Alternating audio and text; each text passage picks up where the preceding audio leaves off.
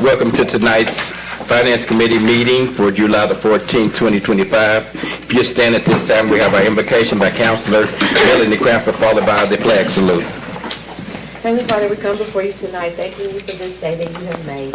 We pray that you would continue to bless the city of Muskogee, continue to allow us to do great things, Father. We thank you for the citizens that have come on tonight. We thank you for them being committed to this city just as we are. We pray tonight that you would give us your wisdom and your knowledge and your understanding. In the name of Jesus we pray. Amen. Amen.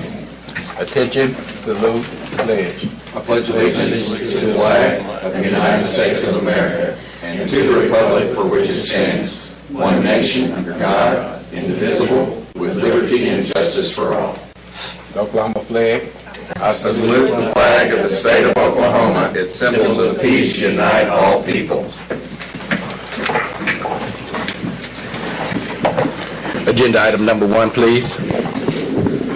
Consider approval of Finance Committee minutes of June 9th, 2025, or take other necessary action. Reviewing the minutes, are there any corrections or additions to our minutes? Move for approval. Second. I have a motion and a second to approve our minutes. Any discussion? Roll call, please. Mike Brawley? Here. Yes. Yes. Tom Martindale? Yes. Dan Hall? Yes. Melody Cranford? Yes. Tracy Hoos? Yes. Jamie Stout? Yes. Deputy Mayor Derek Reed? Yes. Mayor Patrick Cale? Yes, I'm here too. Okay. I'm here now. Okay. Agenda item number 1 passes. Agenda item number 2, please. Consider approval of claims for all city departments May 31, 2025 through July 4th, 2025, or take other necessary action. Do we have a report from the purchasing committee? Yes, and purchasing committee did meet this afternoon, and we approved the claims. I move for approval. Second. Have a motion and a second to approve our claims list. Any discussion? Roll call, please. Mike Brawley? Here. Yes. Yes. I'm all backwards today. Tom Martindale? Yes. Dan Hall? Yes. Melody Cranford? Yes. Shirley Hilton Flannery? Yes. Tracy Hoos? Yes. Jamie Stout? Jamie Yes. Stout? Deputy Mayor Derek Reed? Yes. Mayor Patrick Cale? Yes. Item number 2 passes. Item number 3, please. Consider approval of resolution number 3035, declaring items of personal property presently in the possession of the city of Muskogee to be surplus to the needs of the city of Muskogee, and authorize the city manager or his designee to offer for sale or dispose of the same, all as per attached list, or take other necessary action. Mr. Francis? Thank you, sir. Committee members, the staff has reviewed the attached list of property and deemed it to be surplus, and we move for approval, or recommend approval, excuse me. I get to move for it. I move for approval. I'll second it. Have a motion and a second to approve. Any discussion? Roll call, please. Mike Brawley? Yes. Tom Martindale? Yes. Dan Hall? Yes. Melody Cranford? Yes. Shirley Hilton Flannery? Yes. Tracy Hoos? Yes. Jamie Stout? Yes. Deputy Mayor Derek Reed? Yes. Mayor Patrick Cale? Yes. Item number 3 passes. Item number 4, please. Consider approval to authorize the city manager to execute an engagement letter with Crawford and Associates, certified public accountants, to perform audit preparation and produce financial statements for the fiscal year 2025 audit, or take other necessary action. I'll be taking this Okay. one. Staff recommends approval of the engagement letter with Crawford and Associates. They'll be performing initial services requested, audit preparation assistance, and preparation of the annual financial statements. Move for approval. Second. Have a motion and a second to approve agenda item number 4. Any discussion? Roll call, please. Mike Brawley? Yes. Tom Martindale? Yes. Dan Hall? Yes. Melody Cranford? Yes. Shirley Hilton Flannery? Yes. Tracy Hoos? Yes. Jamie Stout? Yes. Deputy Mayor Derek Reed? Yes. Mayor Patrick Cale? Yes. Item number 4 passes. Item number 5, please. Consider approval of final payment to RJR Enterprises Incorporated in the amount of $26,377.88 for the Langston Park Splash Pad, project number 2023029, or take other necessary action. Mr. Reeves? Yes, this project included a splash pad with 2,400 square feet of concrete. The electronic valves and controls associated with the splash pad, sunshades and park benches, water structures, and project turned out, the concrete and the sidewalks intertied the basketball courts and the rest of the park. Staff does recommend approval. I'd be happy to answer any questions. Questions for Mr. Reeves? Do we have a motion? I'll make a motion. Second. Have a motion and a second to approve agenda item number 5. Roll call, please. Mike Brawley? Yes. Tom Martindale? Yes. Dan Hall? Yes. Melody Cranford? Yes. Shirley Hilton Flannery? Yes. Tracy Hous? Yes. Jamie Stout? Yes. Deputy Mayor Derek Reed? Yes. Mayor Patrick Kell? Yes. Item number 5 passes. Item number 6, please. Consider approval of the lowest and best bid in the amount of $58,515.41 from Ellsworth Pavement Maintenance for the Hatbox VA parking lot improvements, project number 2025009, or take other necessary action. Mr. Yes. Reeves? This project will include clean, prep, and seal cracks and resurface the entire parking lot. The parking lot is 2,012 square feet. The entrance drive to the parking lot is 23,000 square feet. There are 532 total parking spaces and 11 handicap spaces. The entire surface will be cleaned with all dirt and debris removed. All cracks will be sealed. The asphalt will be sealed with a coal tar emulsion FAA specified 627 latex would be added to the manufacturer's recommendation. 2 coats will be applied in a 24-hour period using squeegee spray and brush method. All parking spaces will be restriped with a traffic-grade acrylic paint. All markings will comply with ADA and MUTCD guidelines. Staff does recommend approval, and I'd be happy to answer any questions. Questions? Move for approval. Is this going to be like asphalt, or is it going to be like the stuff we put on our streets?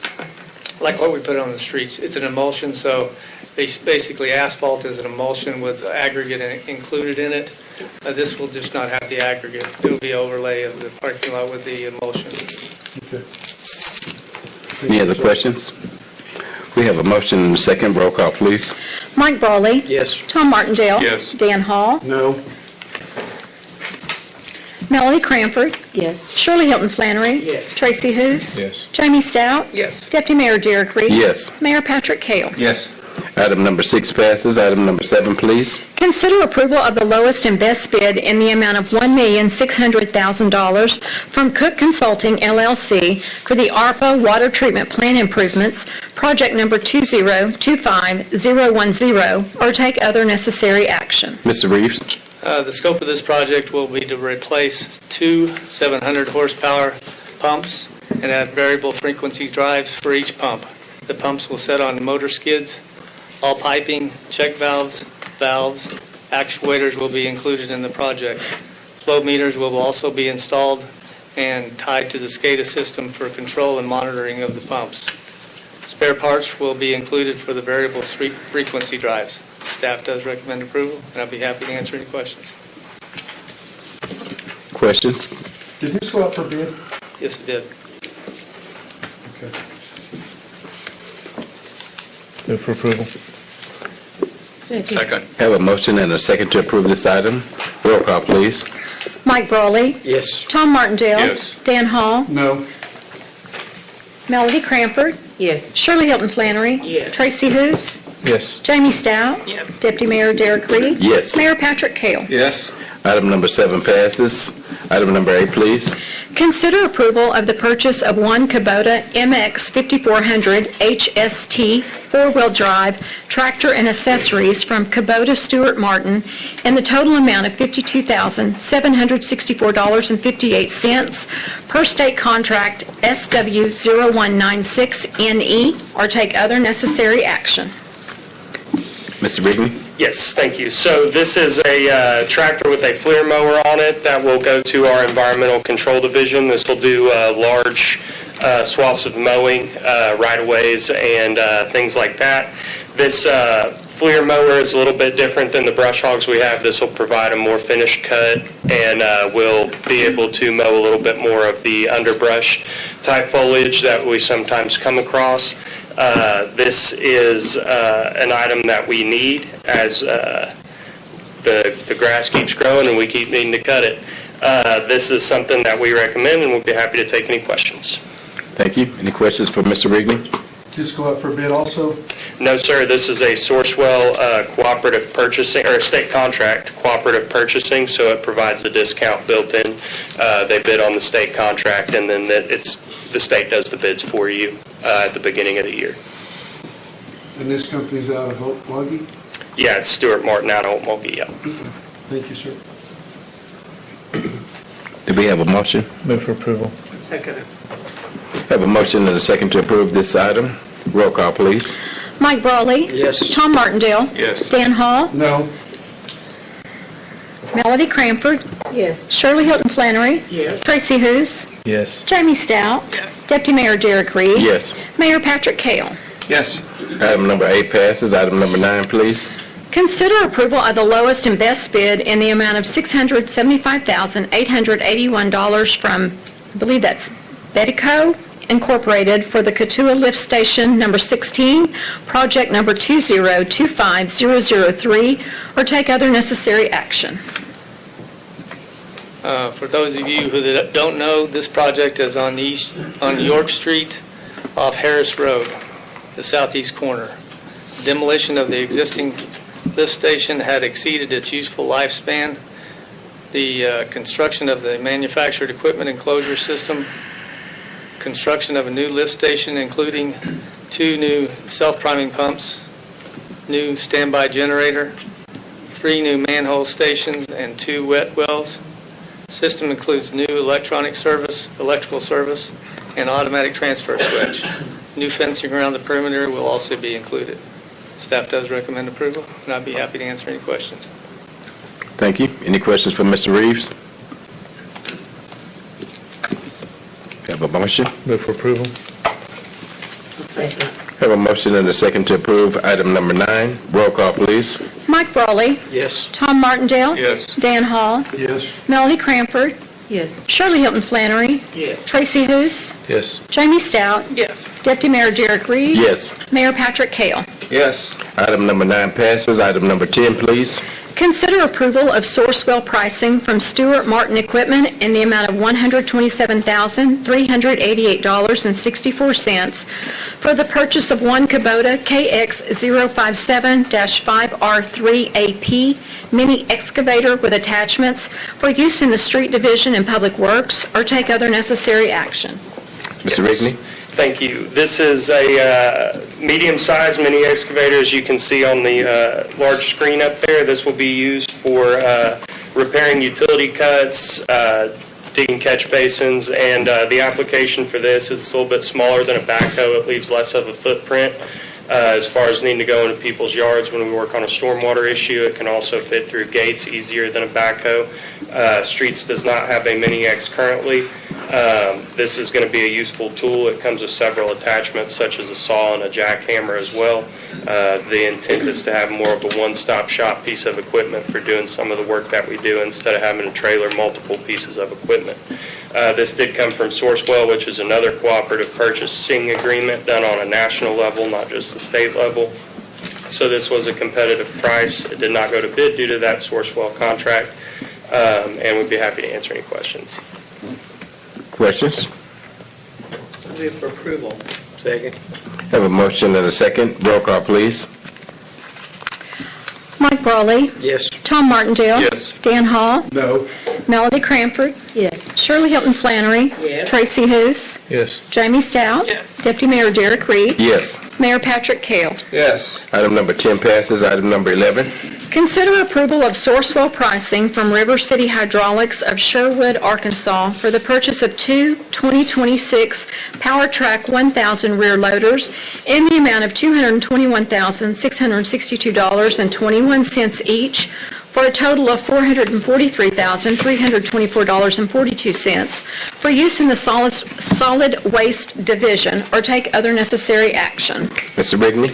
Yes, thank you. This is going to be to purchase 2 sanitation trucks that are going to be geared up primarily for commercial trash, the 2-yard dumpsters.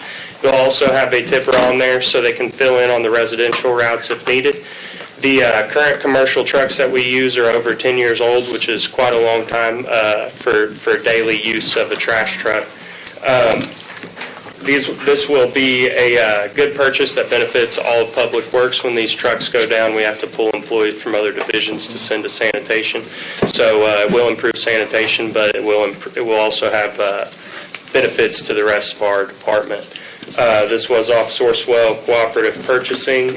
We did solicit several quotes using Sourcewell and state contract, and this was the most cost-effective quote, and it did have a Freightliner cabin chassis with a Cummins engine.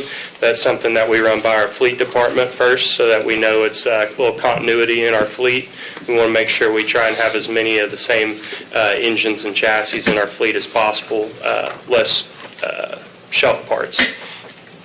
These are going to be 20-yard Packer bodies. It's a Heil Packer, which is a reputable brand with several local distributors for parts, so we shouldn't be waiting a long time for parts.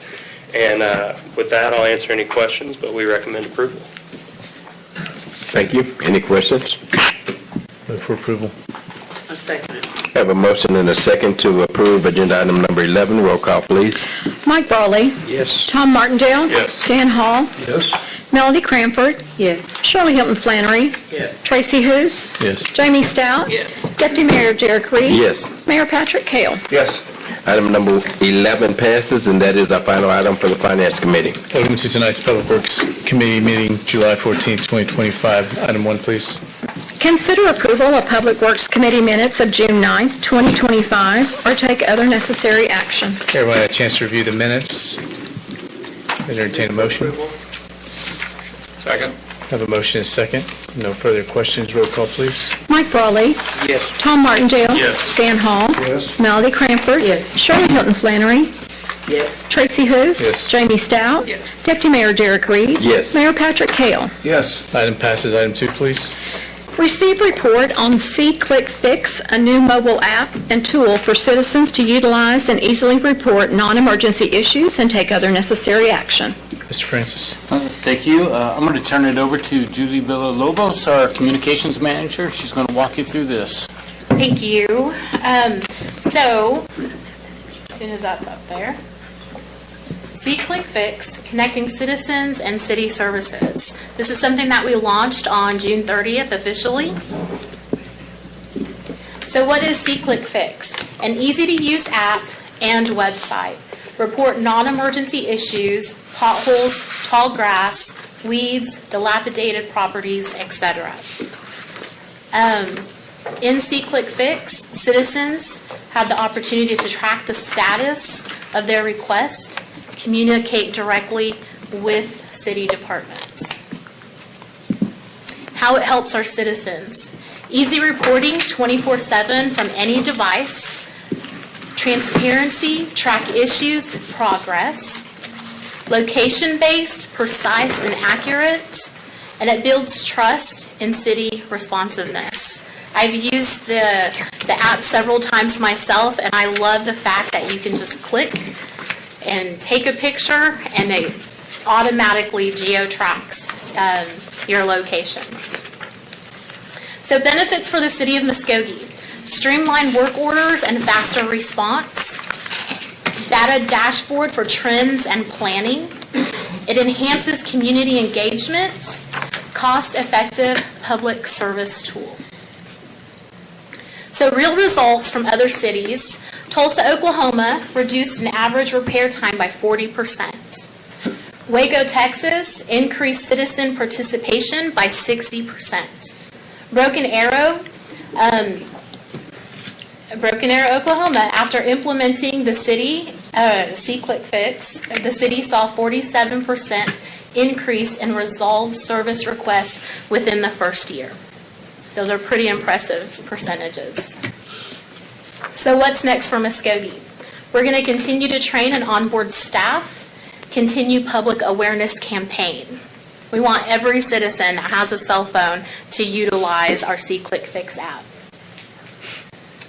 So summary, See Click Fix, a more connected, responsive, and efficient Muskogee, empowering citizens, improving city service, and building community trust. And here is a picture of what, when you download See Click Fix, what that actually looks like. So a little bonus within that is it also gives you access to direct access to our city website, our news section on our city website, Work for Muskogee, and the ability to check out your water bill and some other fun options within the app as well. Open to any questions if you have any. That is all I have for you. So how does someone find the app? So you'll go into, whether you are an iPhone user or Android, I'm an Android user, so I go into Play Store, I search See Click Fix, it pops up, I'll download it, search Muskogee, and it'll give you that. Once you've downloaded it, you search Muskogee, and then it's automatically on there for you. Very easy, very user-friendly. Very nice. Thank you, Judy. Judy, I've got one thing. I'd like to thank you and Tara Shows, for the work you did on the CIP. I saw a lot of what you've done. Okay. Anyway, I appreciate it. Thank you, Mayor. Thank you. Thank you. Thank you very much. No actions needed on this item. Item 3, please. Consider approval of an amendment to the June 2024 wholesale water purchase agreement with Rural Water District Number 5, allowing for an increase in the amount of water usage or take other necessary action. Ms. Bonehammer?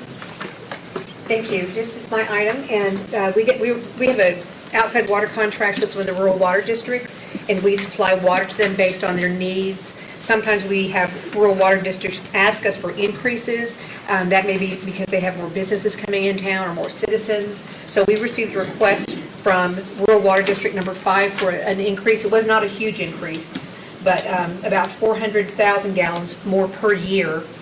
And so we checked with Public Works and our engineer. That was approved that we could supply them that extra water. And so we have revised the contract with them, and they will pay the same outside rates as everyone else. And so we're looking for approval on this item, and I'm happy to answer any questions. Where's Water District 5 located? Out in the country. It's southwest of town. Thank you. I'm sorry, Dan, I don't own maps.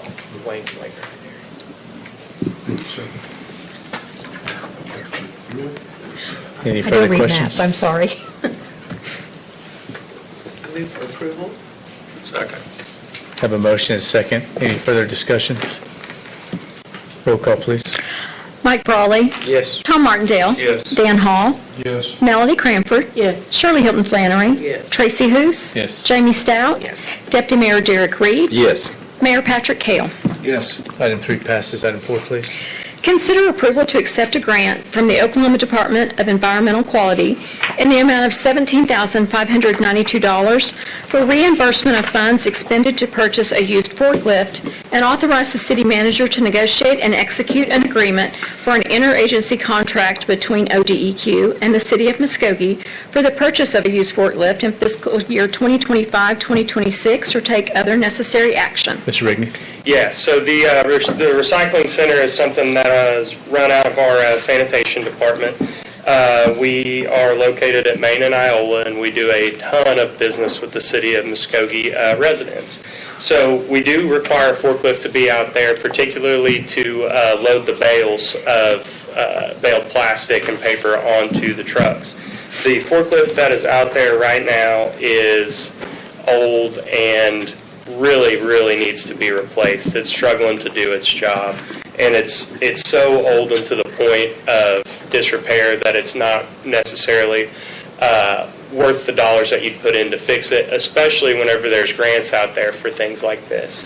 So we did apply for a grant from ODEQ to assist in purchasing that used forklift, and the max value of the grant is that $17,592 that we are being reimbursed. So we're taking full advantage of it. And we do recommend approval. We budgeted for this so that we could pay for it until it gets reimbursed. So I'm happy to answer any questions. So we're getting a used forklift? Yeah. What's the price difference between a used one and a new one? It's a pretty considerable jump, and for the amount that we use it, a new one is not really fiscally responsible for the in and out daily use that it gets. We'd be buying something that we don't necessarily need. So a used one will do the trick, and we want it to be fiscally responsible. Do we know how many hours is on this used one? We don't have the used one picked out yet. We're getting the grant, and then we can purchase it. But we've done our research, and this will cover the cost. Okay, thank you, sir. Thank you, Mr. Reagan. Any further questions? Move for approval? Second. I have a motion and a second. Roll call, please. Mike Brawley. Yes. Tom Martindale. Yes. Dan Hall. Yes. Melody Cranford. Yes. Shirley Hilton Flannery. Yes. Tracy Hous. Yes. Jamie Stout. Yes. Deputy Mayor Derek Reed. Yes. Mayor Patrick Kell. Yes. Item passes. Item 5, please. Consider approval of the reappointment of Dr. Fred Reefer to serve a second 7-year term on the Muskogee Medical Center Authority beginning September 1, 2025, and ending on August 31, 2032, or take other necessary action. Councilor Cranford? Yes, this is my appointment. Dr. Reaver is, from my understanding, only actual doctor on this board, and so they are really wanting him to stay there, so I recommend that we do that. Second. I have a motion and a second. Any further discussion? Roll call. Mike Brawley. Yes. Tom Martindale. Yes. Dan Hall. Yes. Melody Cranford. Yes. Shirley Hilton Flannery. Yes. Tracy Hous. Yes. Jamie Stout. Yes. Deputy Mayor Derek Reed. Yes. Mayor Patrick Kell. Yes. Item passes. Item 6, please. Consider approval of the appointment of Ren Stratton to the Eastern Oklahoma District Library System Board of Trustees to serve a 3-year term beginning July 1, 2025, and ending June 30, 2028, as recommended by the Board of Trustees, or take other necessary action. Mr. Francis? Thank you. So the Board of Trustees did recommend Ms. Stratton. Staff is in agreement, and we recommend approval. Any questions for Mr. Francis? Move for approval. Second. I have a motion and a second. Roll call, please. Mike Brawley. Yes. Tom Martindale. Yes. Dan Hall. Yes. Melody Cranford. Yes. Shirley Hilton Flannery. Yes. Tracy Hous. Yes. Jamie Stout. Yes. Deputy Mayor Derek Reed. Yes. Mayor Patrick Kell. Yes. Item passes. And I don't see Mr. Ivory Van. That concludes tonight's Public Works. Okay, everyone, welcome. We'll now call to order the special call, Muskogee City Council, July 14th, 2025. Roll call, please. Mayor Patrick Kell. Here. Deputy Mayor Derek Reed. Here. Jamie Stout. Here. Tracy Hous. Here. Shirley Hilton Flannery. Here. Melody Cranford. Here. Dan Hall. Here. Tom Martindale. Here. Mike Brawley. Here. Item number 1, please. Hold a public hearing and consider approval of ordinance number 4266A, annexing the remaining parcels in the John T. Griffin Industrial Park as legally described below and establishing a zoning classification of I-1 light industrial, or take other necessary action. Ms. Winkle? Yes, good evening. We're going to call an open hearing now. This agenda item is addressing the annexation of the remaining parcels in the John T. Griffith Industrial Park, the rezone of those parcels, and the service plan to that area for the services that the city is going to provide. As stated, this ordinance is annexing those remaining parcels of the John T. Griffith Industrial Park. They are located just south of Smith Ferry Road. It is only going to annex these parcels. It is not annexing any of the properties around these parcels. It is just the ones that you see outlined on the screen. The city did, in anticipation of this annexation, put in the utility infrastructure to support the annexation, which did include water and sewer lines. When we annex any property into the city, it will automatically come in as R1 residential, which is why the ordinance that is on this agenda is also going to be rezoning this to I-1 light industrial at the same time that we're going to annex it. This supports the infrastructure that is in the area, and at the same time that we're annexing it, just doing both at once. The final piece to this process is the service plan for these parcels. So I'm actually going to present that to you now, and it was provided in your published agenda packets as well. Please bear with me.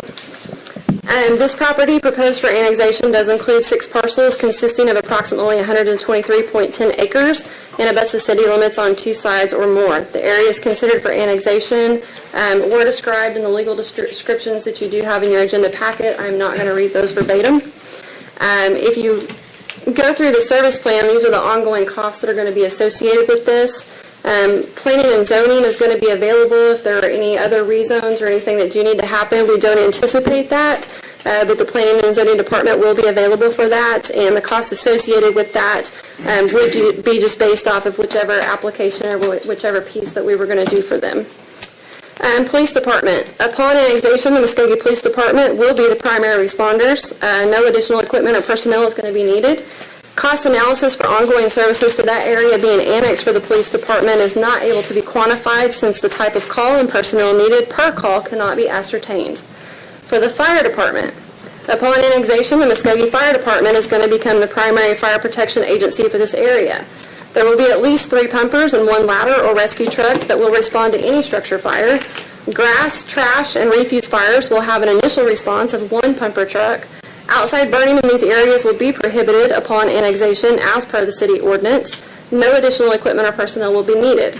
The cost per hour for the Muskogee Fire Department response to a single alarm commercial fire, which includes a command vehicle, 3 engines, 1 ladder, and 1 rescue, are as follows. Single alarm commercial fire is going to be $507.28 for personnel per hour. Single alarm commercial fire alarm cost for apparatus per hour is $3,000. Cost per hour for the Muskogee Fire Department response to a single alarm commercial fire, which includes a command vehicle, 3 engines, 1 ladder, and a rescue. Those costs for personnel per hour are $100.50, and costs of apparatus per hour are $500. Water services are also going to be provided to the annexed area. The size of those water lines do vary from 6 inches in diameter to 12 inches in diameter.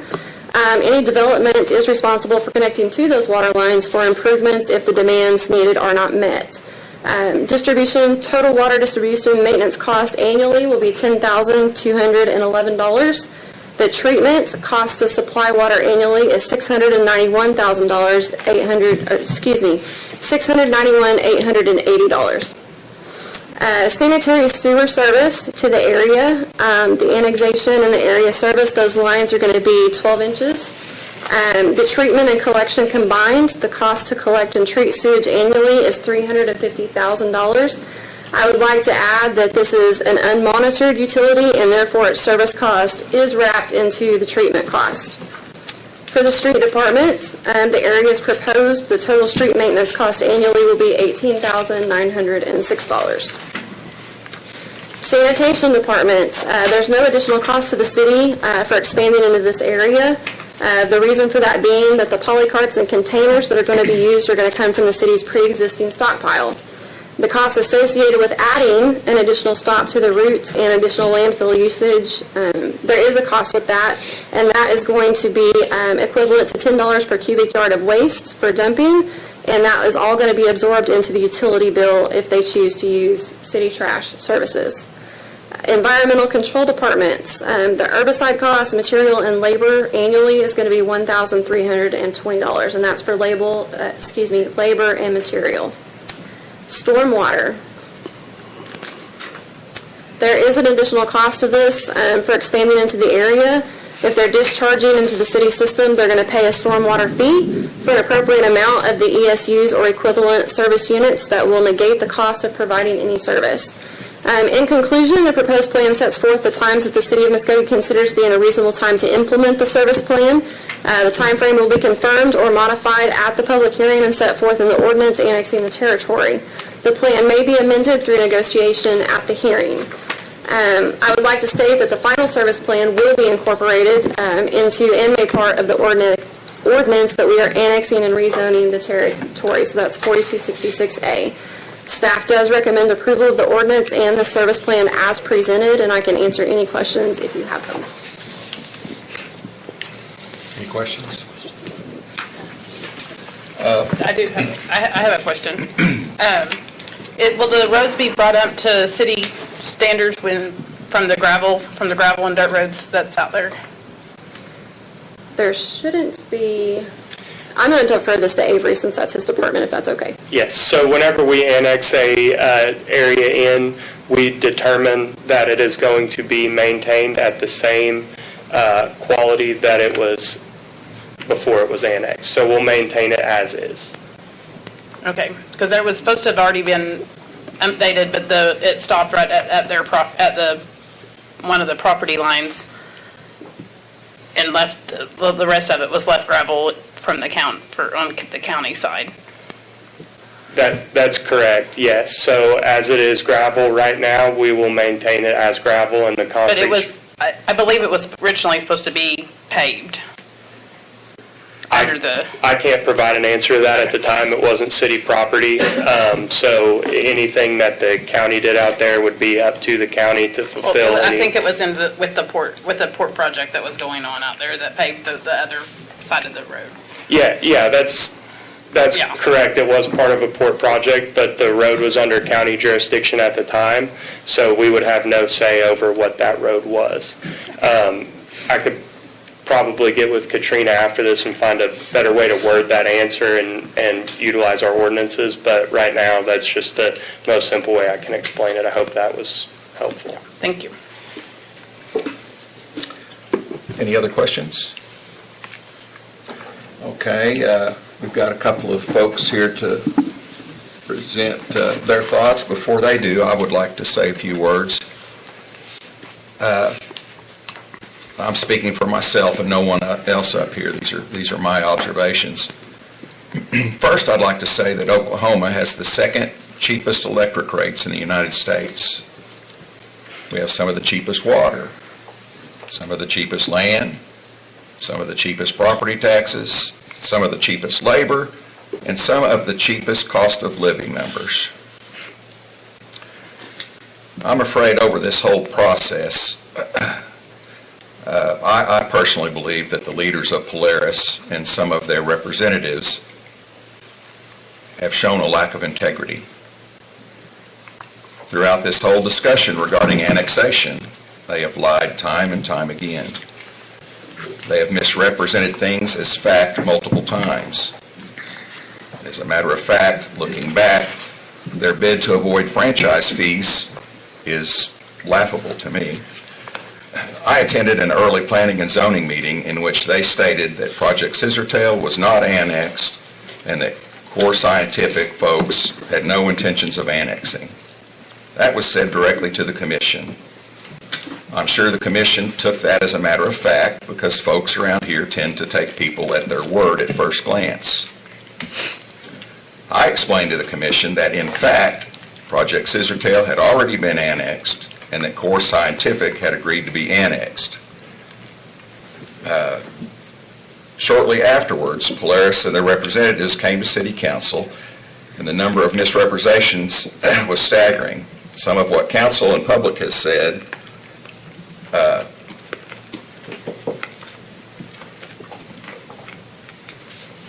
some of what the council and public has been told. There are 80 employees. We have guaranteed contracts with others, and the rate of electricity has been guaranteed. And we can't afford another 3% of gross per kilowatt. Someone from the port guaranteed no annexation. No, it was someone from the city that said no annexation. Then it was the city is just now surprising us with this annexation out of the blue, just to take advantage of us. Within a few days of talking to council, the number of employees went down from 80 to 50, then again, and now I hear the number is 20-something. We are all aware of fluctuating prices from time to time on our electric bills. In the summer, the rates generally go up. They go down in the fall, then back up in the winter. These increases and decreases are substantial. The rates can be anywhere from 12 cents per kilowatt hour on the low and 56 cents for critical high need times. The difference between that, if you add in the franchise tax, would be 1.32 cents. So they could be willing to pay 56 cents, but not an additional 1.32. How's Polaris going to eat up to 44 cents per kilowatt hour difference when they can't afford a penny and a third additional franchise tax fee? Yeah, right. By the way, every citizen here tonight and every business in Muskogee pays the franchise fee. Neither the Port of Muskogee nor the City of Muskogee has any record of someone promising no franchise fee. As a matter of fact, neither of us has written record or a contract that indicate the city will not charge a franchise fee. And most importantly, Polaris has no written record or voice recording of a promise of no franchise fee. Furthermore, our long-term strategic land map has shown that area to be annexed for several years now. I don't remember exactly what was said last council meeting that set Councilor Cranford off, but she took great offense to being lied to by a Polaris representative. She's a very reasonable person and intended to give Polaris the opportunity to make a fair presentation. As father, I explained to my boys when they were little, it takes 100 truths to make up for one lie. Everyone can make the mistake of lying, but it better only be once. We've been dealing with a company that has told, I bet, 100 lies over the course of talking to the community. If my math is correct, they're sitting at having to tell 10,000 truths. I'm going to give them the opportunity to speak to council and the citizens of Muskogee one more time. Whatever they have to say. I think that it's very likely this council is going to formally annex the land Polaris sits on along with others. Just another short observation. I have it on good authority that someone would be willing to take 400 megawatts of Polaris's power needs if Polaris left. Purchase their building, hire employees. Another last fun fact for today, every time a Bitcoin is mined is worth $123,000. As of today, 5 or 6 years ago, it was worth less than $4,000. And the big Bitcoin farms were making lots of money then. I'm kind of curious on just where that'll go from here. And that's all I've got to say. If Mr. Daniel Shipkoskis would like to come up and speak, just state your name. You have 5 minutes, please. Yep. So my name's Daniel Shipkoskis. I'm very appreciative of the opportunity to speak before you. I can't speak to many of the comments you made because I didn't personally say those, so I won't even spend any time on that. So I've got 2 main points that I'll elaborate on.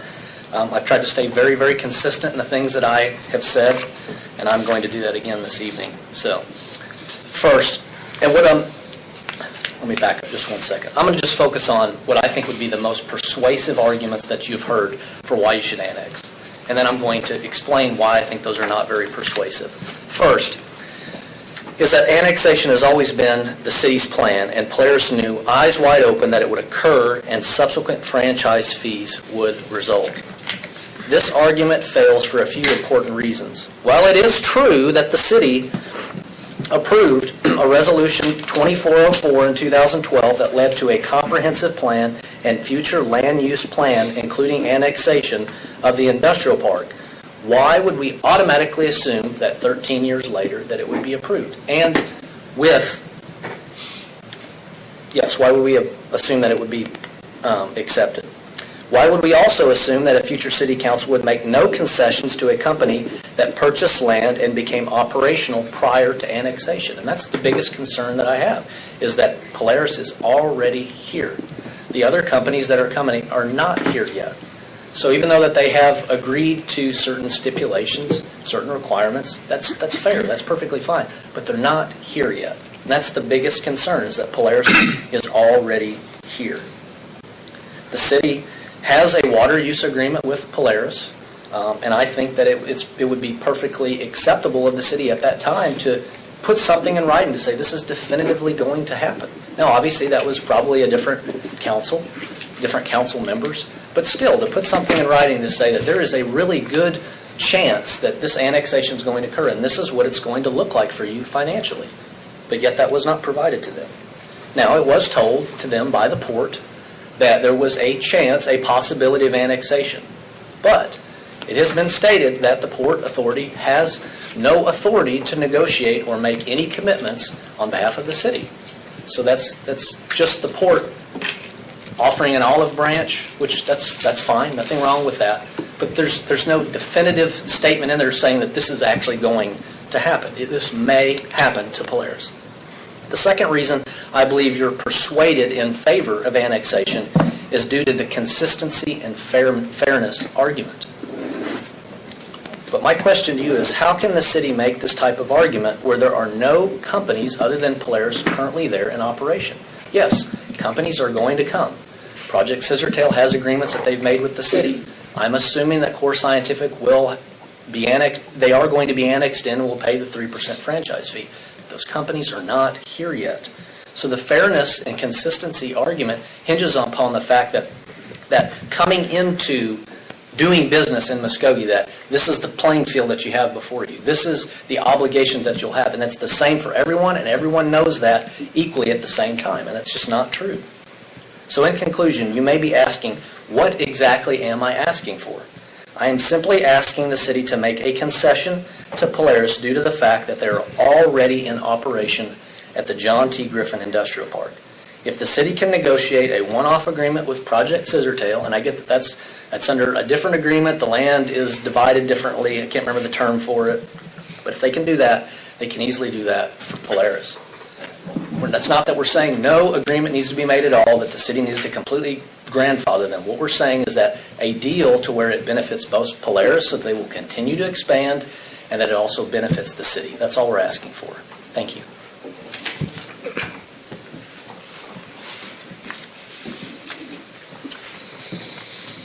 Thank you. Next, Dan Chikakis.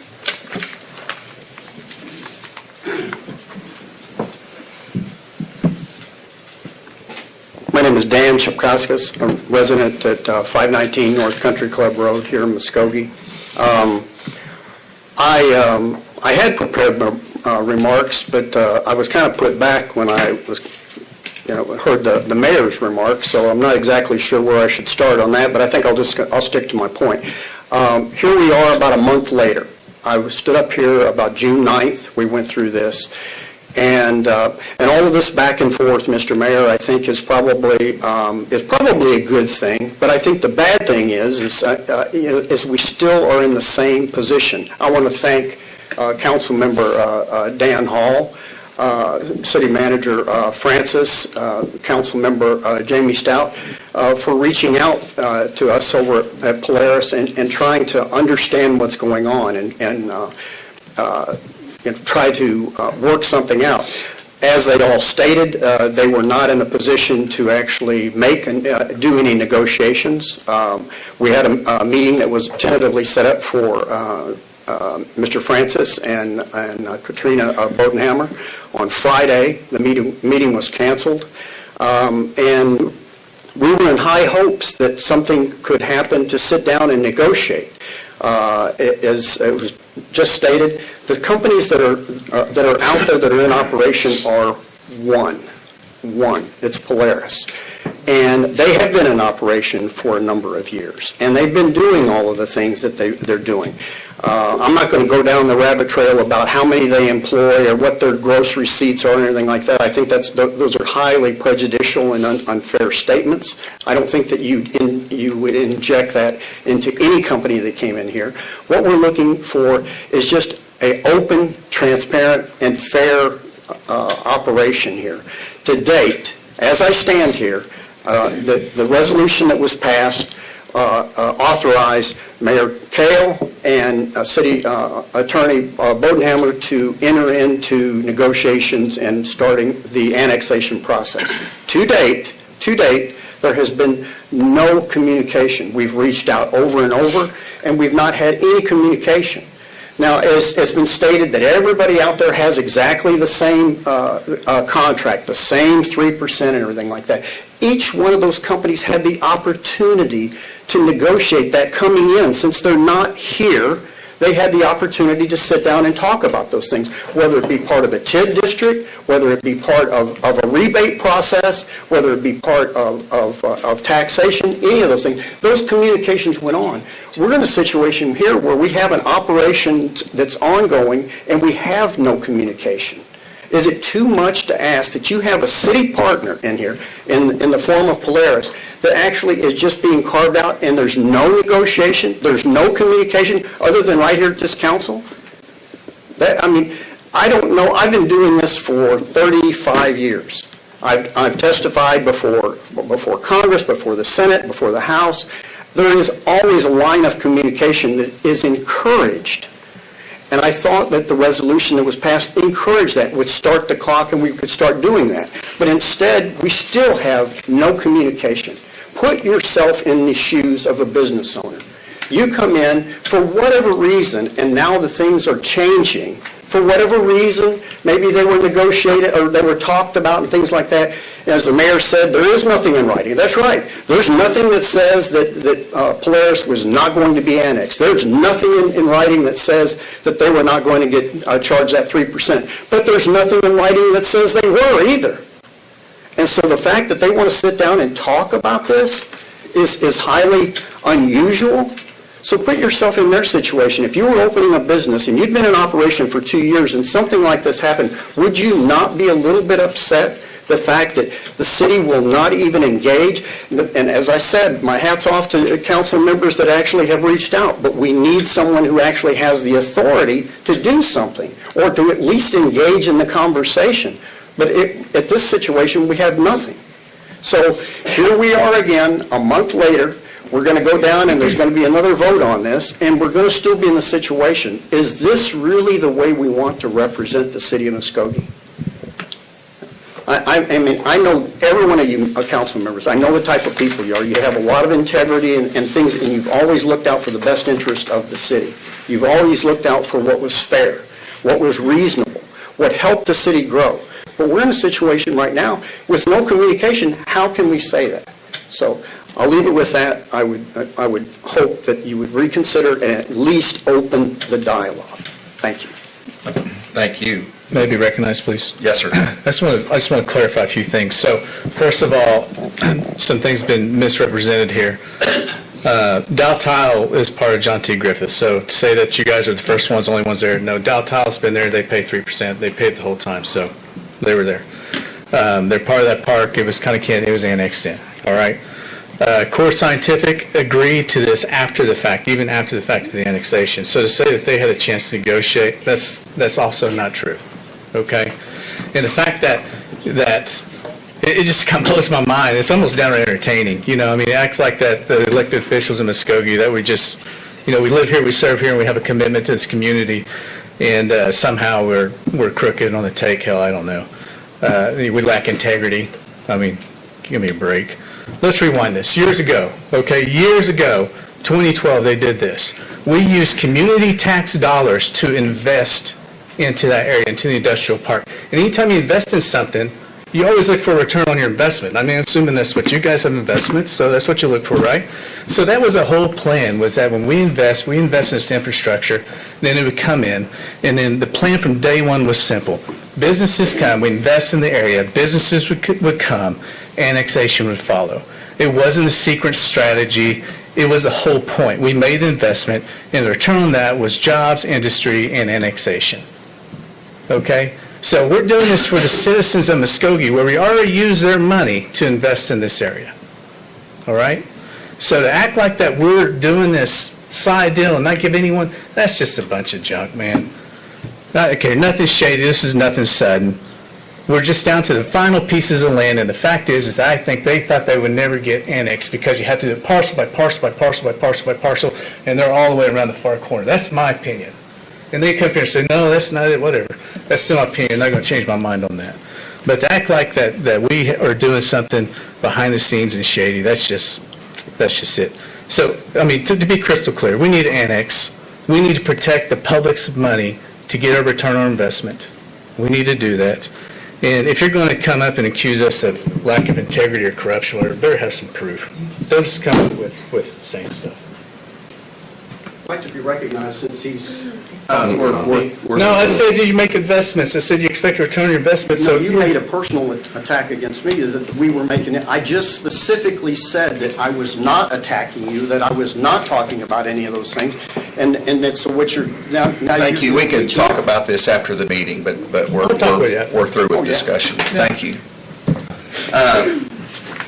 Is there any other council discussion? If not, I'll entertain a motion to, we need to close the meeting.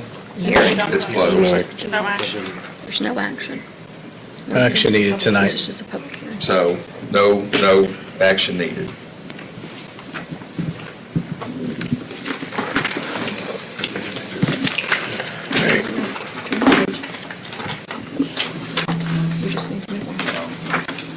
Item number 2, please. Consider approval of Resolution Number 3042, a resolution of the City of Muskogee, Oklahoma, authorizing the Muskogee Redevelopment Authority to assist the city in carrying out and administering the Muskogee Urban Renewal Area Economic Development Project Plan adopted by the city, approving the incurrence of indebtedness by the authority issuing its tax increment revenue note, taxable Series 2025, providing that the organizational document creating the authority is subject to the provisions of the indenture authorizing the issuance of said Series 2025 note, waiving competitive bidding with respect to the sale of said Series 2025 note, and approving the proceedings of the authority pertaining to the sale of said Series 2025 note, ratifying and confirming a security agreement by and between the city and the authority pertaining to the pledge of certain ad valorem and sales tax increment revenues, ratifying and confirming a development agreement, approving the use of assistance in development financing, and containing other provisions related thereto, or take other necessary action. Ms. Tara Shows. Thank you, Mayor. The approval of this item by a supermajority allows the URA to access the full funding allowed in the URA TIF as it was originally designed, to fund future economic development in the URA and to meet our current obligation approved by this council in June of 2024 for the infrastructure construction currently underway for the new retail development. At this time, I would like to introduce Nathan Ellis with Public Law Finance Group to provide the details of this transaction. Good evening, Mayor and Council. So this resolution is of the city. As you're aware, anytime a public trust issues debt, the city has to approve the action taken by the authority. So you've got a similar companion item that's on the authority agenda that we'll consider here in just a little bit. This creates a drawdown loan. Bank First is the lender. They are also the lender on the 2014 note, so this note will be equally secured by that. It will be a variable rate. It'll initially be 7.25%. It'll adjust, based on the prime rate.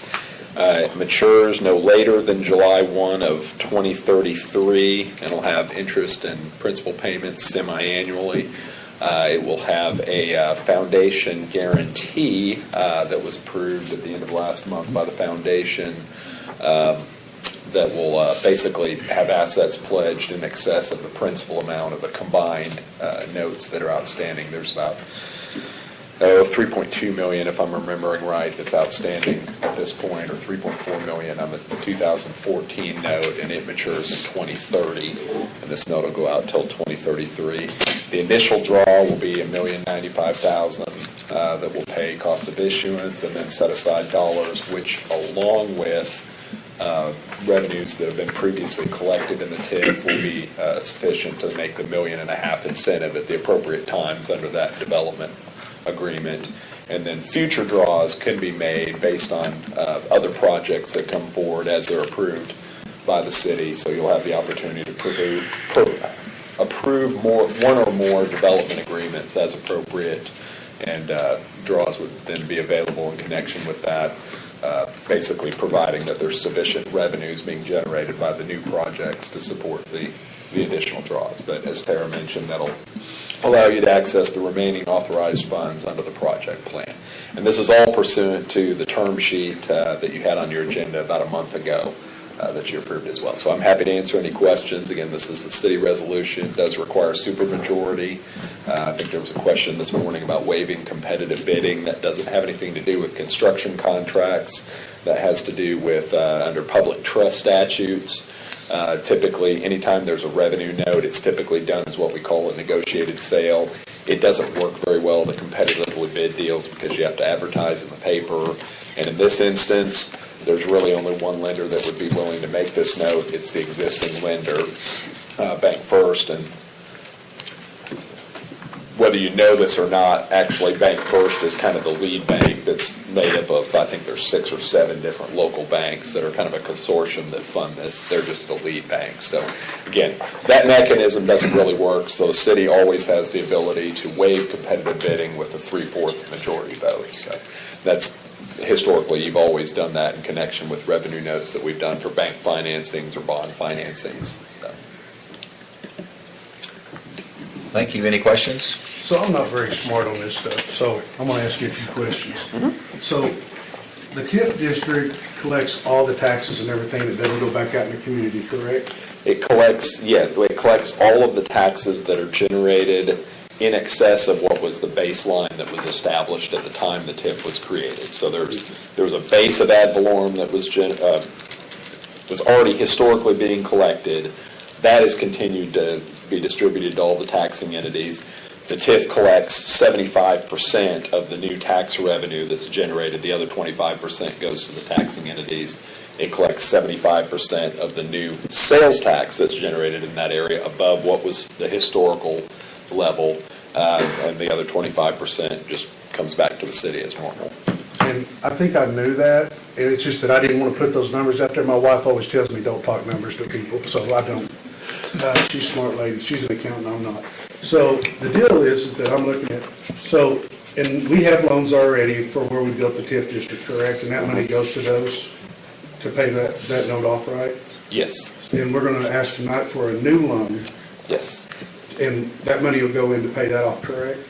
Yes, so these loans, the 2014 loan and the 2025 loan, are on a parity with one another, so they're equally secured, but they're also structured, for a number of reasons, it made more sense rather than refinance the first loan into a single loan. It made more sense just to layer this loan on top of it. So the bulk of the principal is after the old loan pays off. But again, this was kind of a process that the city spent a lot of time talking through with the bank on what made the most sense and what would be basically got to the transaction that the bank was comfortable, but also allowed the city to do what they're wanting to do.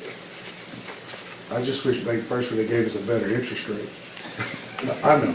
I mean, I'll tell you, market-wise, that's kind of where rates are now. I mean, five years ago, we would have said that's ridiculous, no thank you, but. You can always hope. I mean, today, that's kind of where it is. If rates drop, then, if the Fed cuts rates at some point for whatever reason, then the rate on this will automatically drop with it. Now, if it goes up, it doesn't go up, right? If it goes up, it'll go up as well. So we're on a balloon payment. It's a structured principle, but the interest component could increase if rates go up. So. That's a fair rate right now. I'm sorry? That rate is a fair rate right now. Yeah, it's to lower the I rates. just don't like that balloon that goes up. Well, but at least we're in a trend where it probably will go down. We hope. I could get really rich if I could actually predict what interest rates were going to be. My crystal ball's been broken lately. All right, so, and this money's going to go to help do what with? So the first draw that we are making against this will go to fund the infrastructure for the new retail development that's happening now. Now, is that going to include a road through there or anything like a new road? We will be widening Miller Street. Is that the one that runs between the other shopping center and that one? Or No, that is 6th Street.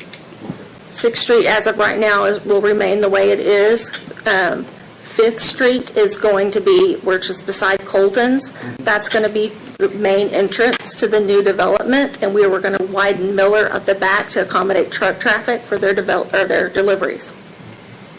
I was over there just today and yesterday, and I keep going by there. I had to keep my coffee in the morning. I just wish we curbed and gutted that, and it was bigger. It just would look nicer, and it'd make it a little more professional. Thank you for your information. Thank you. Thank you. Thank you, Nate. Staff does recommend approval. Item, We need to make a motion. okay, do we have a motion on item number 2? Move for approval. Second. We have a motion and a second. Roll call, please. Mike Brawley? Yes. Tom Martindale? Yes. Dan Hall? Yes. Melody Cranford? Yes. Shirley Hilton Flannery? Yes. Tracy Hous? Yes. Jamie Stout? No. Deputy Mayor Derek Reed? Yes. Mayor Patrick Kell? Yes. Motion passes. Item number 3, please. Consider approval of Resolution Number 3044, wherein the City of Muskogee, as beneficiary of the Muskogee County Public Safety Authority, approves the lease agreement between Muskogee County Emergency Medical Service and the Muskogee County Public Safety Authority for the new public safety building, or take other necessary action. Ms. Bodenhammer. Thank you, Mayor. This resolution, as beneficiary, approves the lease and accepts the lease terms between the public safety building and EMS. We have the public safety building that's going to be built. EMS bought the property that the public safety will be built on. The trust authority that will actually collect the tax money and pay for, or the county will collect the tax money. The tax money will then go to the public trust. The public trust will be responsible for building this building.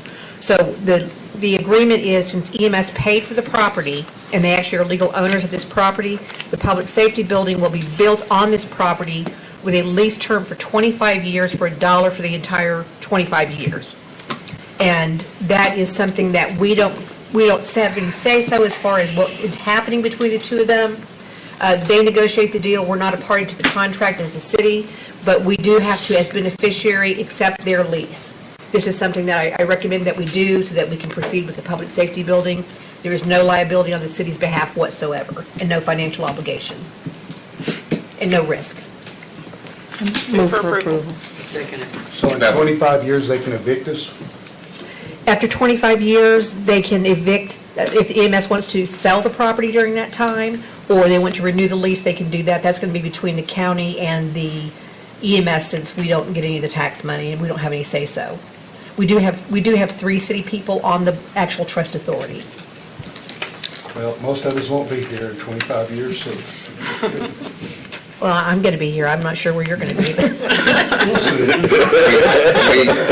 We have a motion and a second. Roll call, please. Mike Brawley? Yes. Tom Martindale? Yes. Dan Hall? Yes. Melody Cranford? Yes. Shirley Hilton Flannery? Yes. Tracy Hous? Yes. Jamie Stout? Yes. Deputy Mayor Derek Reed? Yes. Mayor Patrick Kell? Yes. Item passes.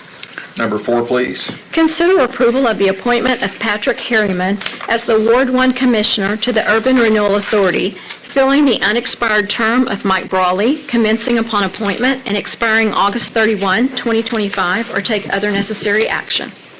Yes, this is my appointment. Patrick is a local business owner.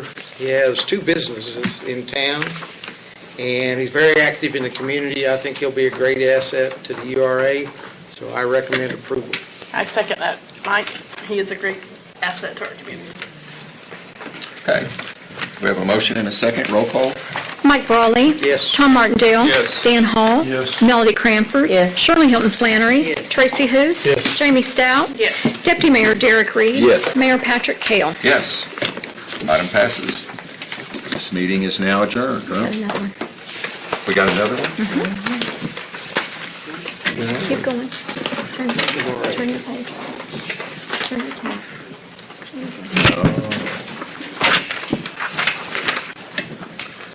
I'm Sorry, we've got a special call from Muskogee Redevelopment Authority tonight. We'll now call to order. Roll call, please. Mayor Patrick Kell. Here. Deputy Mayor Derek Reed. Here. Jamie Stout. Here. Tracy Hous. Here. Shirley Hilton Flannery. Here. Melody Cranford. Here. Dan Hall. Here. Tom Martindale. Here. Mike Brawley. Here. Item number 1, please.